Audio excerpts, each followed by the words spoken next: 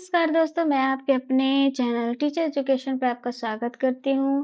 अ, आज हम लोग क्लास 3rd का चैप्टर नंबर 6 ईवीएस सब्जेक्ट का चैप्टर नंबर 6 निर्भरता एक दूसरे पर, यानी कि हम लोग कैसे एक दूसरे पे डिपेंड करते हैं, आज वो देखेंगे। जैसे बिल्ली है, ये सब क्या है, एक फूड इंग्लिश में उसको इस प्रोसेस को क्या कहते हैं, फूड चेन। अगर ये मर जाएगा तो कहीं न कहीं हम लोग का जीवन भी क्या होगा, असर हो सकता है। देखिए 2 बच्चा है, दोनों बच्चा क्या है इसको देख रहा है। हम नीचे आइए, क्या चित्र में को मौजूद कोई पशु, पक्षी, कीट और पौधे आपके साथ आपके घर में रहते हैं? क्या आप और आपका परिवार इनका ध्यान रखते हैं? पता लगाइए।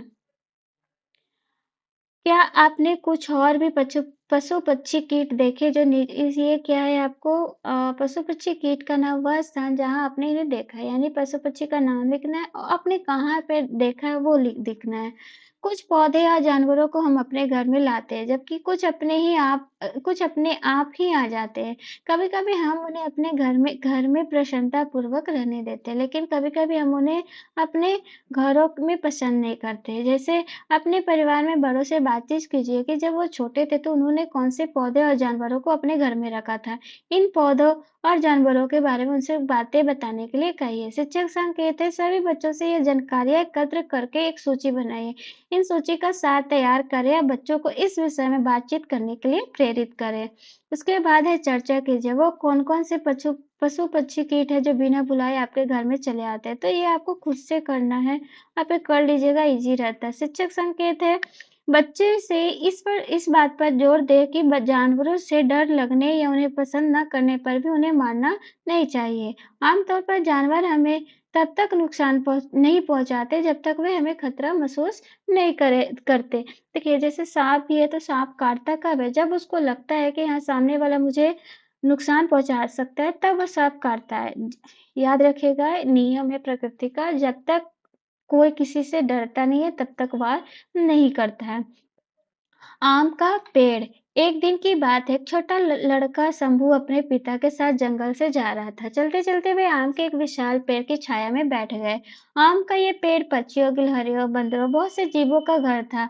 देखिए क्या-क्या, ये ध्यान दीजिएगा, बहुत से घर बहुत से जीवों का घर था। आम का पेड़, आम के पेड़ पे क्या रहता है, पक्षी, गिलहरी, बंदर और बहुत से जीव।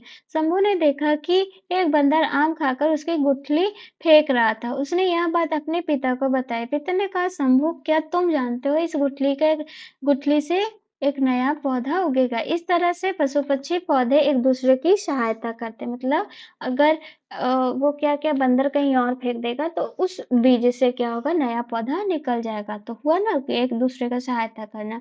तभी पेड़ से एक आम गिरा, शंभू उसे उठाने के लिए दौड़ा। उसने कहा, देखिए मुझे भी एक आम मिला। शंभू के पिता ने बताया, हमें पौधों से केवल फल ही नहीं बल्कि सब्जियां और बहुत सी अन्य वस्तुएं भी मिलती है। अरे हाँ, मुझे अब याद आया, आपने मुझे पहले ही बताया था, हमें दवाइयाँ क्या क्या मिलता है, वस्त्रों के रेशे, घर बनाने की लकड़ियाँ भी ये पेड़ पौधे से मिलती है।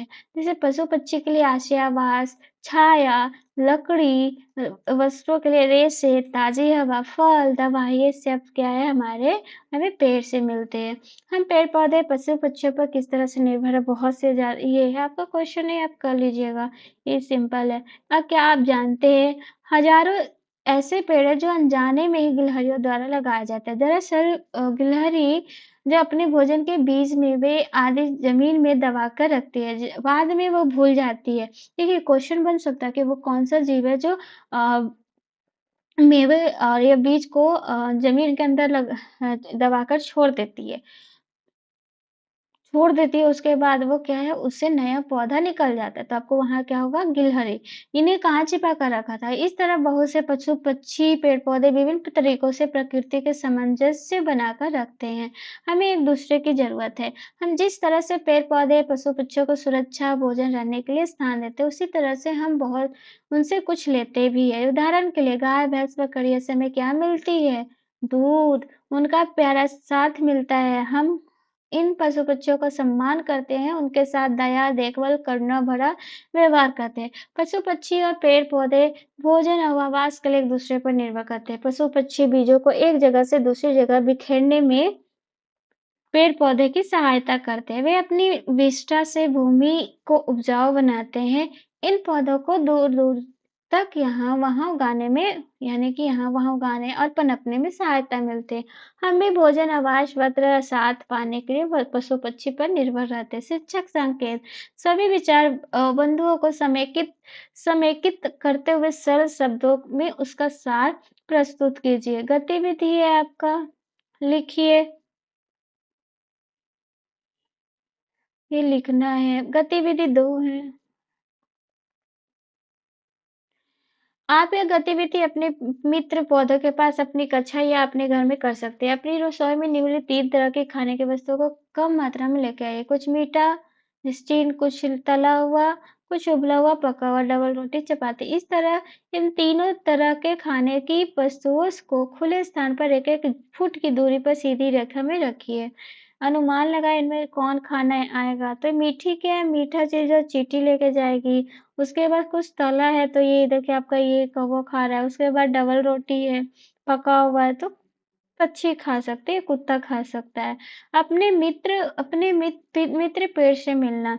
जब कभी आप बहुत उदास या परेशान हो या आपको गुस्सा आ रहा हो, तो आप अप पेड़ के पास जा सकते हैं और उसे बता सकते हैं कि इस समय आप कैसा महसूस कर रहे हैं। शिक्षक संकेत छोटे बच्चों के पेड़ों के साथ मित्रता करने के लिए प्रोत्साहित करें।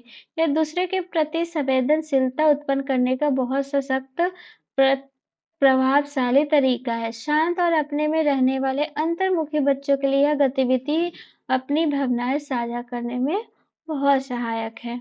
आप अपने मित्र पेड़ के साथ अपनी खुशियाँ भी साझा कर सकते हैं। अपने मित्र पेड़ के साथ भावनाएं साझा करने आपको कैसा लगा? पेड़ों को हमारी देखभाल और सहायता की आवश्यकता होती है और पशु-पक्षियों को भी हम सब एक-दूसरे की सहायता कर सकते हैं। अनुमान लगाइए मैं कौन हूँ? 2-2 के जोड़े में बैठे जोड़े में से एक किसी पशु, पक्षी, कीट या पेड़ का नाम सोचेगा और अपने ज़मीन के कान में फुसफुसाकर जोर से ध्यान रहे कि आपको जोर से नहीं बोलना। अब आपके साथी सैर-सपाटे और पशु अभिनय करना यानी अभिनय करके उसको बताना है। तो ये था आपका नहीं एक और है, कुछ है। एक सच्ची घटना, यह घटना कहानी तमिलनाडु की कहाँ की है, तमिलनाडु की वलपराई नामक एक बहुत से छोटे से नगर की है। पूरे वर्ष वलपराई के सभी स्कूलों में बच्चे और शिक्षक नगर में आने वाले पक्षियों की तलाश करते हैं। उनके आंकड़े जुटाते हैं। वह वर्षा ऋतु के तुरंत बाद सर्दियों के महीने में इन पक्षियों को विशेष स्वागत की तैयारी करते हैं। इन पक्षियों का नाम है ग्रे वॉकटेल ग्रे वॉकटेल ये है आपका पक्षी।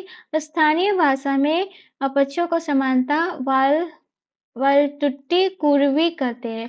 शीत ऋतु में ग्रे वॉकटेल पर्वतीय क्षेत्रों से भारत के गर्म प्रदेशों में आती है और कुछ महीनों के लिए यहीं रुकती है। वलपराई में जब पहली ग्रे वॉकटेल पहुंचती है तो बच्चों व शिक्षक इन पक्षियों के स्वागत में बड़े-बड़े पोस्टर लगाकर उनका आगमन का उत्सव मनाते हैं और एक-दूसरे को मिठाई कहते हैं। तो ये था आपका चैप्टर नंबर 6 जो जिसका नाम था निर्भरता एक-दूसरे पे यानी हम कैसे एक-दूसरे पे डिपेंड होते हैं, उसके बारे में आपको पढ़ना था। तो आई होप आपको चैप्टर समझ में आया हो। अगर वीडियो अच्छा लगा तो प्लीज़ लाइक, शेयर, सब्सक्राइब कीजिएगा। Thank you and have a good day.